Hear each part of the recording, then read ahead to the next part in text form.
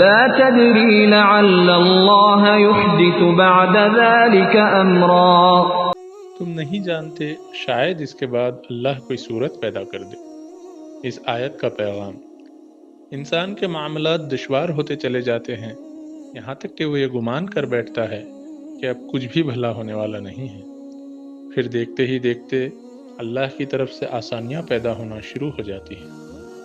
کسی کو معلوم تھا کہ حضرت حاجرہ علیہ السلام جو صفا اور مروہ کے درمیان پانی کی تلاش میں حیران و پریشان بھاگی پھر رہی تھی، ان کے بیٹے کے قدموں میں زمزم کا چشمہ پھوٹ پڑے گا، اور اس چشمے سے صرف وہی دونوں سیراب نہیں ہوں گے بلکہ اس سے قیامت تک تمام امت سیراب ہوگی۔